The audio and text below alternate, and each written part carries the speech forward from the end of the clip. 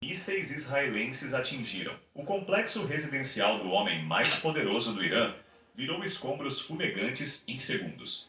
Caças desconhecidos rasgaram o espaço aéreo. Sirenes irromperam por toda a capital. Dentro de um bunker, dezenas de generais tentavam estabelecer contato com o líder supremo. Silêncio total. Nenhuma resposta. Os comandantes da Guarda Revolucionária gritavam em rádios criptografados, enquanto mísseis continuavam caindo sobre prédios que até aquela madrugada eram considerados inexpugnáveis. Em Tel Aviv e em Washington, telas de situação piscavam com confirmações. Alvos eliminados. 30 líderes do regime iraniano na mira. O Pentágono batizou a operação americana de Epic Fury.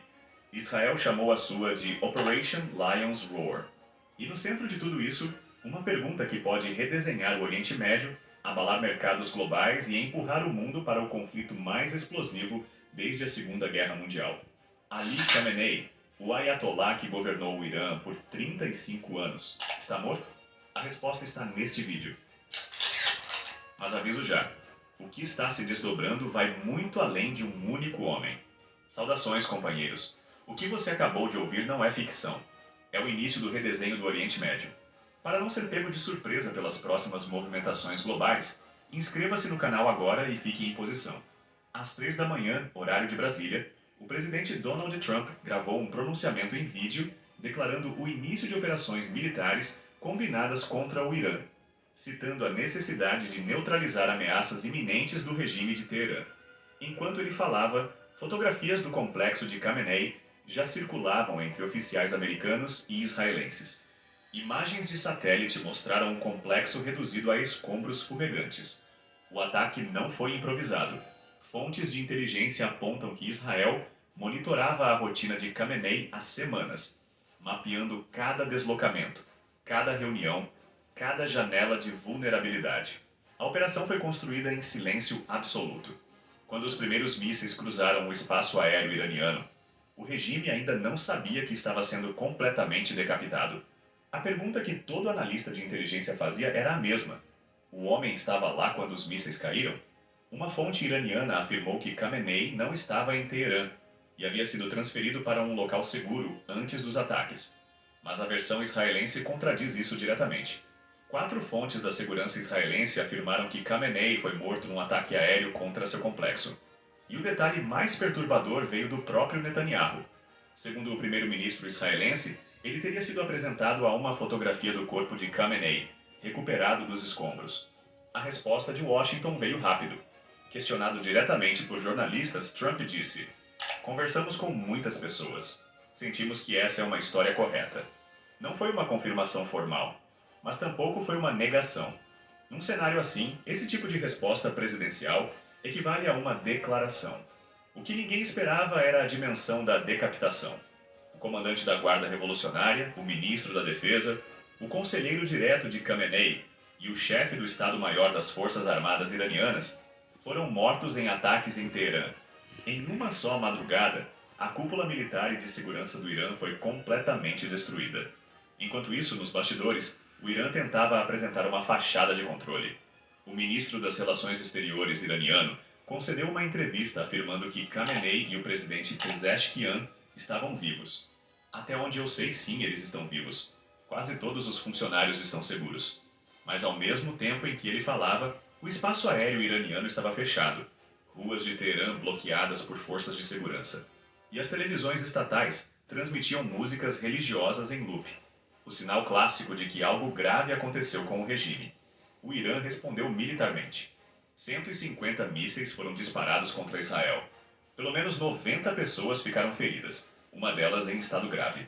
O regime também atacou estados aliados dos Estados Unidos na região, com mísseis atingindo os Emirados Árabes Unidos, a Arábia Saudita, o Bahrein, o Catar e o Iraque.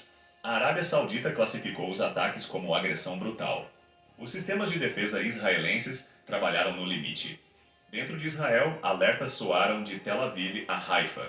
A população civil correu para abrigos enquanto a cúpula de ferro interceptava projéteis no céu.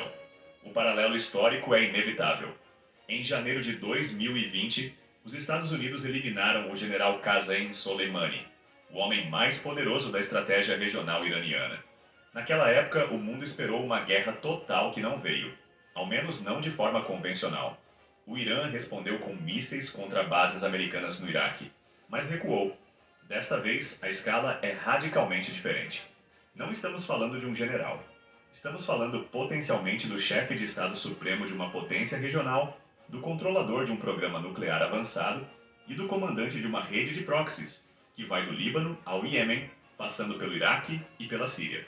O Hezbollah no Líbano, o mais poderoso proxy iraniano do mundo, recebeu ordem de prontidão máxima. Fontes de inteligência indicam mobilização de forças nas fronteiras com Israel. Os bombardeamentos fizeram pelo menos 200 mortos e cerca de 750 feridos nas primeiras horas de operação. E o número deve crescer. Israel dividiu tarefas com os Estados Unidos de forma cirúrgica, enquanto os israelenses focaram na decapitação da liderança, usando sua penetração profunda na inteligência iraniana. Os americanos atacaram silos de mísseis balísticos e infraestrutura militar de grande porte. 30 líderes foram visados na primeira onda de ataques. A lista incluía o próprio Khamenei e o presidente Massoud Pezeshkian. Nas ruas de Teherã, cenas improváveis. Moradores aplaudindo das janelas. Gritos de alegria ecoando após relatos da morte de Khamenei. Vídeos mostravam pessoas tocando hinos da era pré-revolucionária das sacadas. Multidões gritavam palavras de ordem, enquanto explosões iluminavam o céu ao fundo. A revolução que o regime sempre temeu pode estar acontecendo agora, não por baixo, mas por cima, catalisada por bombas externas. A morte de Khamenei, caso confirmada de forma definitiva, abre imediatamente uma crise de sucessão sem resposta clara. O filho Mojtaba Khamenei era discutido nos bastidores como possível herdeiro, mas fontes israelenses afirmam que ele também foi visado nos ataques. O sistema de governo iraniano, construído em torno da figura do líder supremo como centro absoluto de poder, simplesmente não tem um plano B funcionando. O Conselho de Guardiões precisaria se reunir sob fogo literal para escolher um sucessor, enquanto os generais da Guarda Revolucionária que ainda sobreviveram tentam reorganizar as linhas de comando. Khamenei passou 35 anos no poder sem nunca designar formalmente um sucessor. Esse silêncio estratégico, que parecia prudência política, virou agora a maior vulnerabilidade do regime. O regime iraniano anunciou que Khamenei faria um pronunciamento televisionado em breve. Analistas de inteligência recomendam cautela máxima. É prática conhecida de regimes autoritários gravar comunicados preventivos do líder para uso em caso de incapacitação ou morte, exatamente para evitar colapso imediato de moral entre as forças leais. Um vídeo de Khamenei aparecendo nas próximas horas não seria prova de que ele está vivo. Do ponto de vista econômico, os efeitos já estão se propagando. O petróleo está em alta aguda nos mercados internacionais. O Estreito de Hormuz, por onde passa aproximadamente 1/5 de todo o petróleo consumido no planeta, está sob ameaça direta. Qualquer bloqueio iraniano desse corredor empurraria os preços do barril para patamares que impactam diretamente o custo de vida no Brasil e em todo o mundo. Diplomaticamente, a Rússia e a China precisarão definir sua posição nas próximas horas. Ambas são aliadas estratégicas de Teherã. Uma resposta russa indireta, via fornecimento acelerado de armamentos ao que restar do regime iraniano, não pode ser descartada. Trump já falou com os líderes da Arábia Saudita, do Catar e dos Emirados Árabes Unidos. As conversas não foram por acaso. O programa nuclear iraniano, avaliado por analistas como estando a semanas de capacidade de weaponização, é o fator que transforma esse conflito numa equação existencial. Se os ataques destruíram os centros de comando e controle do programa, o mundo ganhou tempo. E se um Irã em colapso controlado por facções radicais tomar decisões desesperadas, o cenário muda completamente. Um regime sem cabeça com acesso a material nuclear e sem nada a perder é exatamente o pesadelo que analistas ocidentais descrevem há anos como o pior cenário possível no Oriente Médio. E esse cenário deixou de ser hipotético nessa madrugada.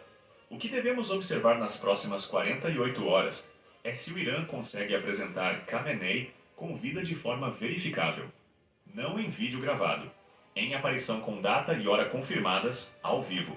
Se isso não acontecer, a crise de sucessão vai implodir o regime de dentro para fora. Segundo ponto. Se as forças armadas iranianas que sobreviveram vão obedecer ordens de escalada, ou se vão perceber que a estrutura de poder que as mantinha simplesmente não existe mais. Terceiro, se os países do Golfo atacados pelos mísseis iranianos vão usar esse episódio para autorizar operações conjuntas com Israel e os Estados Unidos. Isso seria uma reconfiguração histórica do Oriente Médio em tempo real. Nenhum desses três pontos tem resposta ainda. E é exatamente essa incerteza que torna as próximas horas as mais perigosas que o mundo viu em muitas décadas. Enquanto as potências falam em estabilidade, o tabuleiro global se move em silêncio. A cada movimento nesse tabuleiro surge um novo risco à vista. Aqui você entende o que está por trás das manchetes. Mantenha-se em posição e fique em alerta permanente. E se ainda não está inscrito, inscreva-se agora para não perder o próximo alerta.